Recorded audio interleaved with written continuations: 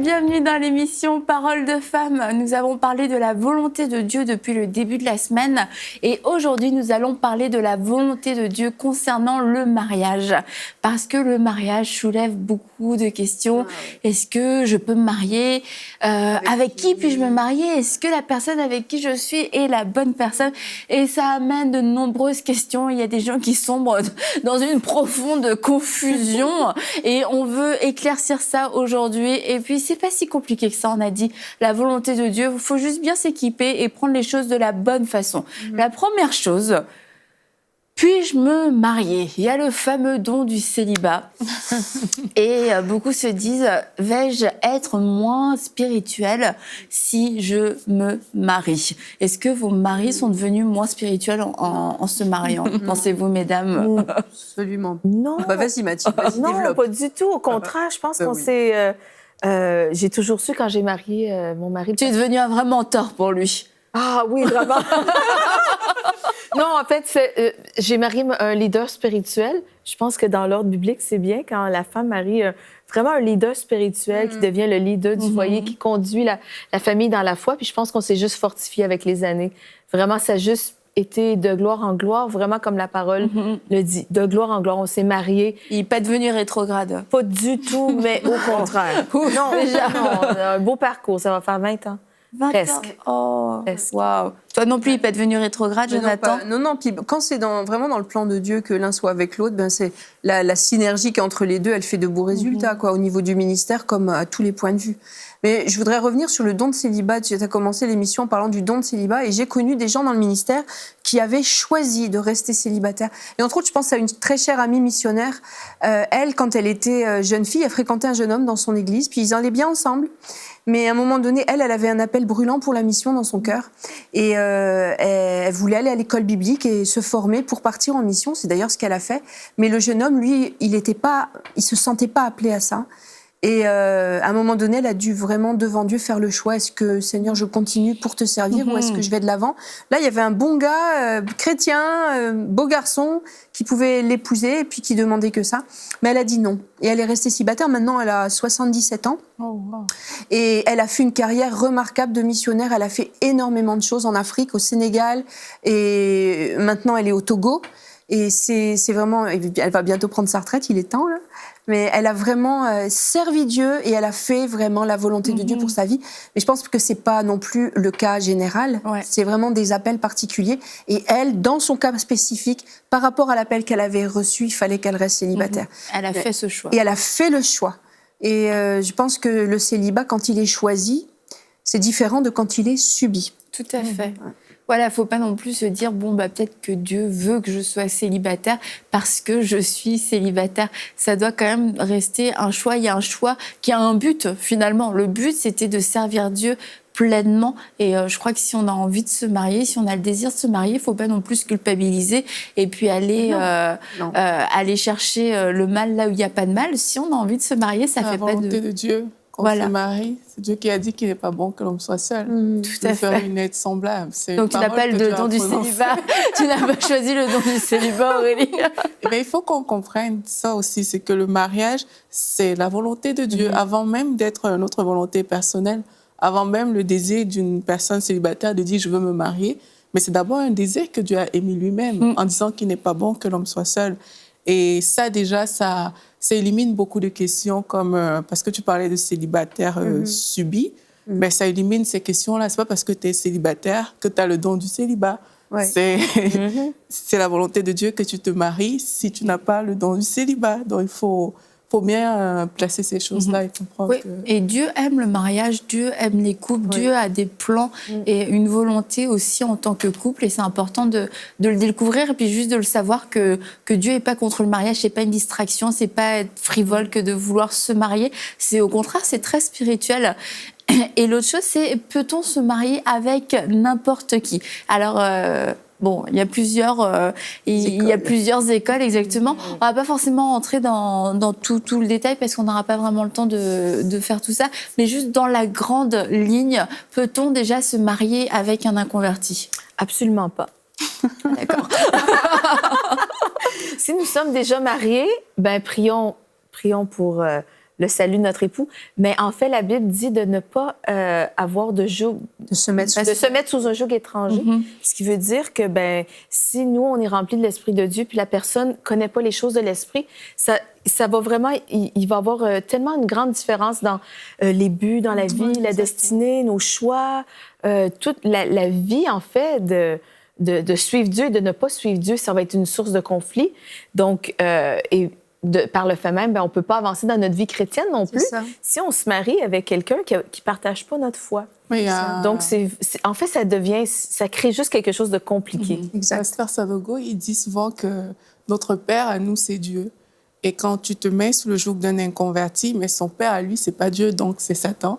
Ça veut dire que, de fait, tu as laissé la porte grande entrée à ton beau-père, entre guillemets, va devenir âgé dans ta famille. Et tu peux pas, de la même manière que tu peux pas fermer la porte à ton père s'il vient chez toi, mais tu pourras pas fermer la porte aussi à ton beau-père, du coup, s'il vient chez toi. Et il le dit pour expliquer vraiment que quand on se met sous un joug étranger, on ouvre une grande porte dans son foyer à ce que l'ennemi vienne attaquer, à ce que l'ennemi vienne faire n'importe quoi. Et aussi, quand on a choisi, parce qu'il y a des personnes qui sont rentrées peut-être dedans, ils ne savaient pas et tout, mais pour les personnes qui savent, quand tu choisis de le faire, mais tu choisis d'avoir une carrière d'intercesseur. Parce que tu vas passer ton temps à prier, à intercéder pour que Dieu touche le cœur de ton mari, etc. Mais c'est bon, il y a peut-être des gens qui nous écoutent qui disent alors moi si je me marie avec un converti ou si je me suis déjà mariée avec un inconverti, je me situe où là-dedans? C'est pas parce qu'on se marie avec un inconverti que Dieu nous aime moins. Mais par contre, dans notre vie conjugale, il va y avoir des temps de souffrance et puis des combats qu'on aura à mener que si on avait été marié avec un chrétien, un vrai chrétien, j'entends, on n'aurait pas eu. Donc, Dieu nous aimera pas moins, mais par contre, on va au-devant de grandes difficultés, principalement aussi quand il y aura des enfants. Moi, je connais beaucoup de couples mixtes où la femme est convertie, pas l'homme, et vice-versa. Et dans l'éducation des enfants, ça pose de sérieux problèmes. Ah bah oui. Et il faut... C'est vrai. C'est déjà difficile d'élever des enfants, mais alors quand il y a un des deux parents qui ne suit pas le Seigneur, ça devient vraiment difficile, surtout à l'adolescence. Et quand on se marie avec un inconverti, il faut vraiment qu'on mesure les conséquences potentielles que ça peut avoir. Ça ne veut pas dire que Dieu va nous rejeter, mais on va au-devant de difficultés qui vont nous entraver dans notre progression. Mathilde l'a bien dit, ça va nous empêcher vraiment d'avancer dans les plans de Dieu. Ça va être une grave entrave au plan de Dieu dans notre vie. Et comme tu disais, on va devenir des intercesseurs compulsifs parce que notre vie familiale va être vraiment un terreau pour de nombreuses difficultés. Donc Dieu nous aime et c'est pas parce qu'il veut nous faire les pieds qu'il nous empêche de nous marier avec des inconvertis, mais c'est parce qu'il nous aime et il veut nous protéger. Mais oui. Et il veut nous protéger. Mais si on est sincère devant Dieu, Dieu a honnêtement choisi quelqu'un de parfait pour nous. Et si on remet cette partie-là de notre vie, de rendre à Dieu le fait de choisir son compagnon de vie, moi, je sais que quand j'ai fait ça, j'ai remis cette partie-là à Dieu. Je me suis dit, Seigneur, t'es bien meilleur que moi pour choisir. Ouais. T'es meilleur que moi. Puis on peut avoir des critères, on peut avoir des... je parle pas d'exigence, mais des goûts en particulier ou rechercher quelque chose dans le caractère de la personne en particulier. Normal.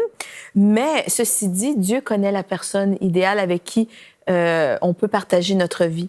Et quand on donne ça à Dieu, qu'on se positionne pour entendre vraiment sa volonté pour notre vie, je pense que ça va déjà simplifier beaucoup l'étape. On a dit hier, il ne faut pas se casser la tête. Il faut juste laisser Dieu être Dieu. Et si on a envie de se marier, c'est probablement parce que Dieu a déposé aussi ce désir-là. Et qu'il l'a déposé dans le cœur d'une autre personne. Exactement. Et vous allez finir par vous trouver. Oui. Mais j'ai vraiment voudrais revenir sur le fait d'être tentée d'épouser un inconverti. Parce que je me mets à la place d'une jeune fille qui peine à trouver dans l'église. C'est vrai qu'il faut reconnaître, dans nos églises, il y a beaucoup plus de filles que de garçons, la plupart du temps. Il y a des gens au Seigneur. Et mis à part ce que j'avais dit dans un Bonjour chez vous, il y a des églises en Australie où il y a plus de garçons à marier que de filles. Donc, il y a eu un grand flux migratoire. Oui, en tout cas, je vais réécouter Bonjour Chérie. Mais la plaisanterie mise à part, il faut reconnaître qu'en tout cas dans la francophonie, il y a peut-être plus de femmes que d'hommes dans les églises. Et les femmes célibataires, parfois, peuvent être sincèrement amenées à se poser la question de savoir si elles pourraient se marier avec un inconverti, peut-être un collègue de travail qui est très gentil, un voisin, un ami de la famille. C'est une question qui est légitime, mais il faut vraiment patienter et bien remettre en perspective. Je me souviens d'une jeune fille qui était tentée de se marier comme ça avec un inconverti. Et puis on discutait, et puis elle dit « Oh, mais je connais une telle, elle a bien fait. » C'était une femme d'une 50 d'années. Et je la connais, elle s'est mariée avec un inconverti. Et puis regarde, son mari prend soin d'elle, elle a eu une belle vie. Et puis j'ai dit « Ben peut-être va lui parler. » Et puis, à part, j'avais parlé avec cette femme-là, elle m'avait dit « Envoie-la-moi, on va se prendre un café, je vais lui expliquer ce que c'est que de vivre sur la longue durée avec un inconverti. » Parce que, d'apparence, ces couples-là peuvent sembler très bien équilibrés, belle maison, belle situation, un petit mari qui te fait des petits cadeaux à ton anniversaire, parfait. Mais va prendre un temps avec cette personne, sincèrement, cœur à cœur, et demande-lui les défis qu'elle a eu en tant que femme à être mariée avec un inconverti. Et si elle est honnête, elle vous donnera l'heure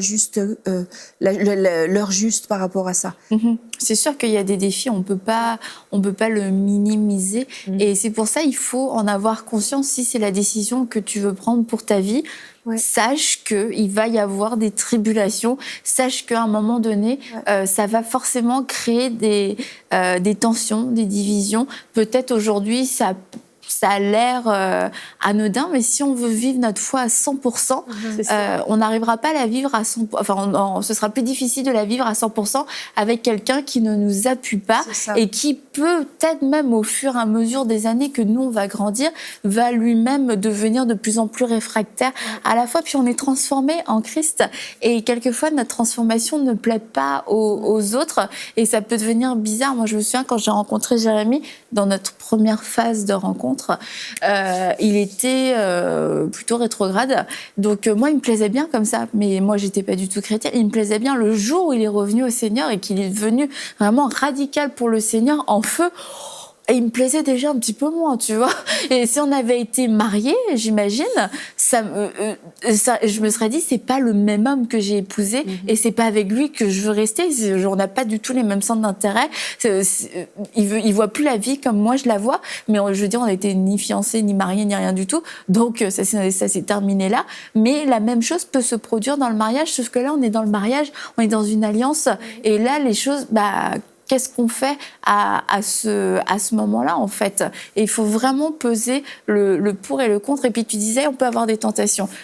Par exemple, un collègue. Oui. C'est vrai, on peut avoir une tentation, mais il faut aussi se dire quelle est la volonté de Dieu, la volonté supérieure de Dieu à ma volonté personnelle. Oui, Dieu veut que je me marie, mais Dieu veut avant tout que je me marie bien, mais Dieu veut aussi avant tout avant que cet homme devienne mon mari, Dieu veut d'abord son salut, en fait.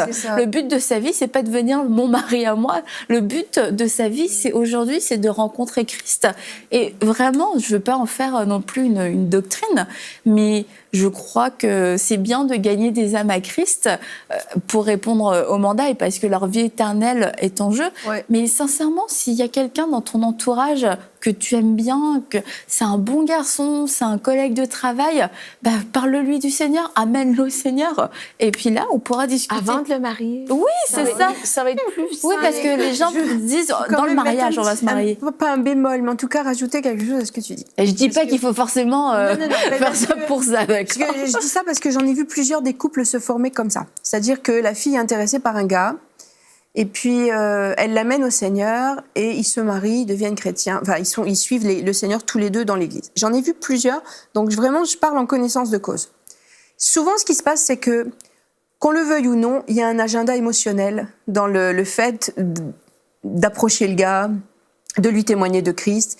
Et puis, si on a un penchant d'affection, avant même d'être amoureux, mais au moins un penchant affectif, ça va se sentir. Et le gars, s'il est intéressé par la fille, je l'ai vu, donc je peux le dire, dans plusieurs couples, ça va fausser la conversion du gars. Et moi, j'en ai vu comme ça, des gars qui, sincèrement, parce qu'ils aimaient la fille, puis ils sentaient bien que de toute façon, s'ils ne se convertissaient pas, ils ne l'auraient pas, la fille. Et c'est pas parce qu'ils étaient malveillants, c'est pas parce qu'ils avaient un mauvais agenda caché. C'est parce que, sincèrement, ils voulaient plaire à la fille, puis ils sentaient que c'était un élément clé qui suivent le Seigneur pour l'avoir. Et donc, ils ont fait des efforts, ils sont venus aux réunions. Et je parle de plusieurs couples. Écoutez les réunions. Vraiment, faire une rencontre avec Dieu, je sais pas jusqu'à quel niveau, mais en tout cas, plusieurs sont fait baptiser. Et là, ils se marient avec la fille. Et quelques années plus tard, je pense à tous les couples dont je parle, il y en a, sur 4 couples, il n'y en a qu'un seul qui est encore marié. Parce qu'au bout d'un moment, le gars se décourage, ou il a peut-être été encouragé. Je ne veux pas dire qu'ils ont des mauvaises intentions, mais en tout cas, ça a faussé. Il y a quelque chose, qui a faussé. Donc, la stratégie, pour rajouter, pour rajouter à ce que tu as dit, je pense que ta stratégie, s'il y a un gars qui te plaît, toi, tu es converti, lui, il n'est pas converti. La stratégie, c'est vraiment de rentrer dans un temps d'intercession et de prière, mais dans le lieu caché. C'est pas toi qui vas aller lui parler, mais par contre, Dieu va susciter quelqu'un pour aller lui parler. Et on sait la puissance de la prière. Et prie pour lui, sincèrement, et mets-y tout ton cœur, mets-y toute ton énergie. Et quand il sera converti, mais que quelqu'un d'autre lui aura témoigné, et qu'il aura fait vraiment une rencontre avec Dieu, à ce moment-là, on pourra passer à des choses plus sérieuses.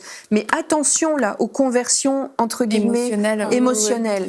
C'est qu'il ne faut pas mêler les 2 rencontres. C'est dangereux. N'en faire qu'une rencontre. Rencontre avec la personne, rencontre avec le Dieu de la personne. Il ne faut pas non plus être naïf. Il faut laisser chaque chose à sa place. Quoi qu'il en soit, je pense... Oui, c'est ça. Je pense que quand une fille est intéressée vers un homme qui n'est pas converti ou récemment... Je pense que c'est bien juste de regarder la personne marcher avec Dieu. Oui, c'est ça. Même quand c'est un chrétien, de toute façon. Oui, exactement. Juste regarder la personne marcher avec Dieu. Et moi, je sais que je cherchais un homme de Dieu. Puis c'est ça qui m'a plu chez Joël parce qu'il aimait vraiment le Seigneur. Et en fait, c'est ça, ça m'a... Le temps a prouvé que c'était vrai. C'est bien. Mais donc, voilà, il y a tous ces cas de figure. Et puis, il y a aussi les cas de figure où... tout va bien, on a rencontré quelqu'un, c'est quelqu'un qui aime le Seigneur, mais là aussi, il y a aussi quelques petites nuances. C'est pas parce que on en a souvent parlé dans les émissions. Anne, tu disais, c'est pas parce que chrétien est chrétien, hop, on se marie. Je suis chrétien et les chrétiens, nous soyons heureux. Voilà, exactement. Il y a quelques nuances. Et puis on reçoit encore, il y a encore des personnes qui se posent la question. Sincèrement, est-ce que je dois aimer la personne? Est-ce que je dois être amoureuse de la personne? Non, mais vraiment, beaucoup de gens se posent la question parce que tellement tu crois que tu spiritualises, mais en fait, tu enlèves toute spiritualité de tout ça. Tu te dis, le mariage, il faut juste que ça réponde à des critères. Et puis, mais est-ce que je dois aimer la personne? Aurélie, tu veux te marier avec quelqu'un que tu vas aimer? Dis-moi oui. C'est sûr. Ouais, en fait, il y a quelque chose... il y a un point... Oui, elle a dit oui. C'est sûr, c'est sûr.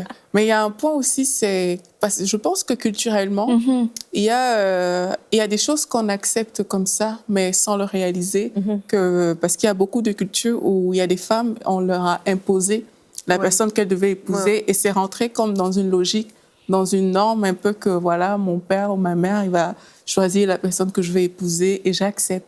Et là, il n'était pas question de sentiments, c'était juste que, voilà, c'est comme ça qu'on le fait. Et il y a beaucoup encore aujourd'hui qui acceptent ça, en fait. Mais vivre avec quelqu'un, c'est déjà entre frères et sœurs. C'est parce que la vie à deux, c'est long. Exactement. Et quand on se marie, c'est pour la vie. C'est pas une décision à la légère. Et si on épouse une personne qu'on n'aime pas, mais vous imaginez, vous êtes sous le même toit 24 heures sur 24. C'est ça. 7 jours sur 7, vous êtes appelés à vivre ensemble. Jusqu'à la mort, nous sépare. Exactement. Et là, franchement, pour moi, c'est pas possible. C'est pas possible parce qu'il faut un minimum. Il faut aimer. Et c'est l'une des questions cruciales qu'il faut se poser. C'est est-ce que je l'aime? Est-ce que je suis prête à vivre avec cette personne, je sais pas, tout au long de ma vie? Est-ce que tu es prêt à mourir comme la Bible à se donner demande. notre vie, Avant, on n'aime pas à ce point-là, au point de donner sa vie, quand on commence juste les manœuvres d'approche. Non. Non. Ça se développe. Exact. Fait que je pense que le critère, c'est aimer, oui, mais à quel point aimer? Et moi, je pense que c'est d'abord, est-ce qu'elle te plaît ou est-ce qu'il te plaît? Enfin, d'abord, est-ce qu'il est chrétien? Premier, tu sais, quand on fait les arbres de décision, là. Premier degré. Déjà, il est chrétien, il n'est pas chrétien. OK, il n'est pas chrétien, on n'y va pas. Il est chrétien, j'y vais. Il est chrétien, est-ce qu'il me plaît, est-ce qu'il ne me plaît pas? Il ne te plaît pas, tu n'y vas pas. ce qui te plaît. Est-ce que quand il rentre dans la pièce, t'as la petite flamme qui s'allume? T'as envie de vomir. Est-ce que tu t'imagines le présenter à tes parents, le présenter à des amis? Est-ce que t'auras honte, pas honte? Fait que si te fait honte, si t'as pas envie, ben, t'y vas pas. Ok. T'es gêné de Il l'amener est à l'église, chrétien, de présenter à il est tes chrétien, amis. il te plaît, t'y vas. Maintenant, il est chrétien, il te plaît. Maintenant, est-ce que chrétien, mais comment chrétien? Est-ce qu'il est zélé à la même dose que toi? Est-ce qu'il a les mêmes penchants que toi pour le service de Dieu, par exemple? À quel niveau il se situe de zèle? Tu es très zélé, il n'est pas zélé, il n'y va pas. Et puis comme ça, on progresse. C'est ça. Et puis une fois que toutes ces étapes sont passées, puis que vraiment la base est respectée, ben là, on peut peut-être commencer à faire des manœuvres d'approche. Mais tu fais pas de manœuvres d'approche tant que tout ça, c'est pas réglé. Manœuvre d'approche, marche. Mais c'est certain quand on est rendu au 4e degré ou plus loin dans les fréquentations, c'est certain que la parole de Dieu dit « Hommes, aimez vos épouses comme Christ a aimé l'Église. Et Christ est mort pour elle. Et c'est comme ça que Joël a su qu'il pouvait marier. Il s'est dit, je peux mourir pour Mathilde. Ben, je peux mourir pour elle. Donc, il a su que j'étais sa femme. Et Dieu lui a montré le verset que Dieu avait conduit. C'est pas jusqu'à moi. Donc, bref. Parole révélée. Oui, mais en fait, tout le processus, toute cette semaine, on a parlé de la volonté de Dieu, des choses qu'on reçoit dans notre cœur, et souvent, la parole lui a confirmé. Et puis, ben c'est ça. Donc, ben ça, c'est certain que c'est l'étape cruciale. Si celui qui te marie est prêt à mourir pour toi, ben, puis il y a tout le reste. Ben moi, pour nous, c'est comme ça que ça s'est passé. Et dans les critères aussi, faut. Moi, je pense que c'est bien d'avoir certains critères parce que ça nous protège, ça nous garde. Et il y a des choses, c'est des choses spécifiques que Dieu nous a dit. Et si on enlève ces critères-là, c'est dangereux. Après, il y a des critères qui sont des critères totalement personnels. Oui, voilà. Qu'on s'est nous-mêmes mis. C'est comme on peut avoir une idée du mari idéal sans s'être marié, sans avoir vraiment une vraie idée du mariage. Et tu sais, je pensais à toi tout à l'heure, tu disais la traduction, tu t'imaginais, voilà. Et c'est ça la traduction. Et puis quelquefois, on a l'image du mariage aussi, une image du mariage complètement figée, en soi figée dans.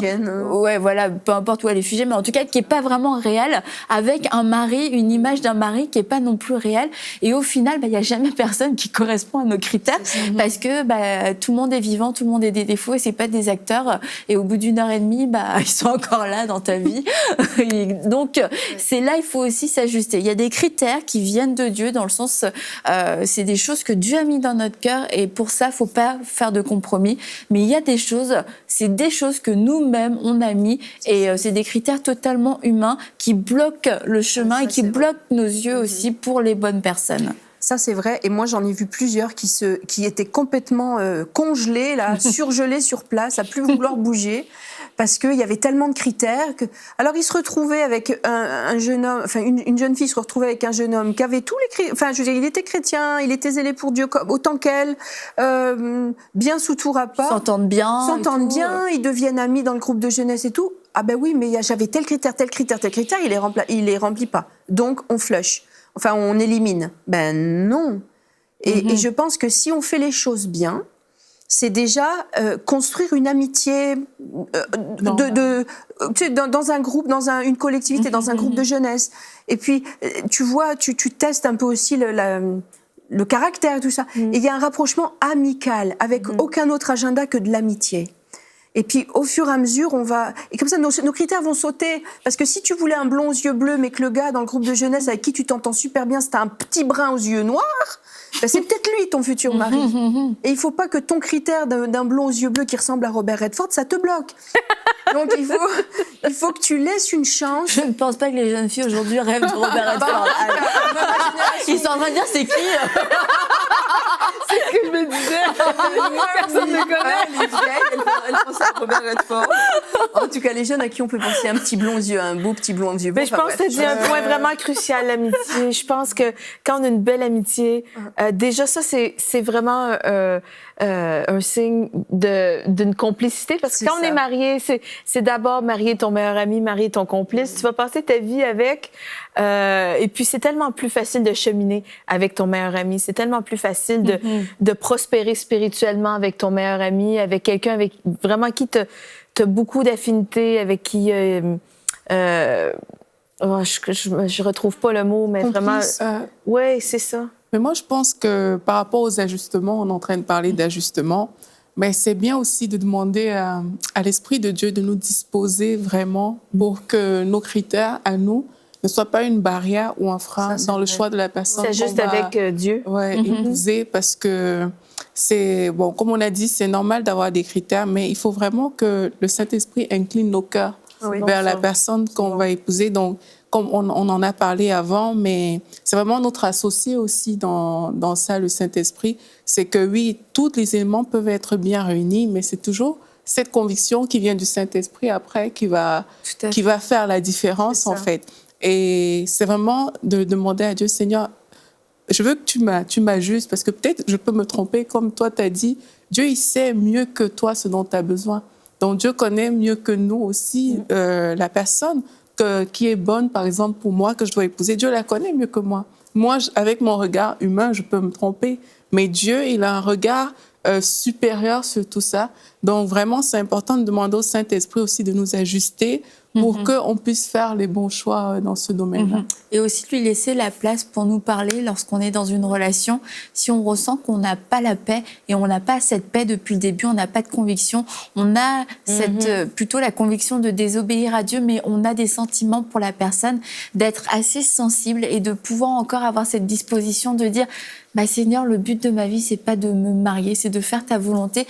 Et si ta volonté n'inclut pas cette personne, je suis prêt à y renoncer. Et si ta volonté inclut cette personne, je suis prête aussi à faire ta volonté. Vraiment, soyez sensibles, soyez à l'écoute de l'Esprit de Dieu. Si vous voulez connaître la volonté de Dieu, développez cette communion quotidienne avec le Saint-Esprit. Apprenez à reconnaître sa voix, à reconnaître ses impulsions, à reconnaître ses directions, ses indications. Et sincèrement, je crois que vous n'allez plus être constamment dans la confusion, mais au contraire, vous allez marcher d'un pas assuré. Et puis, lorsqu'il y aura des décisions à prendre, des grandes décisions à prendre, que ce soit pour le mariage, que ce soit des décisions professionnelles, de déménagement familial, vous aurez l'habitude d'entendre l'Esprit de Dieu. Vous connaîtrez aussi le cœur de Dieu, vous connaîtrez la parole de Dieu, la vérité, et vous pourrez prendre ces décisions avec un cœur serein. Donc, la volonté de Dieu, c'est pas si compliqué que ça, pourvu que nous-mêmes, nous soyons à l'écoute et que nous soyons finalement disposés à l'entendre, à l'écouter et à nous y soumettre,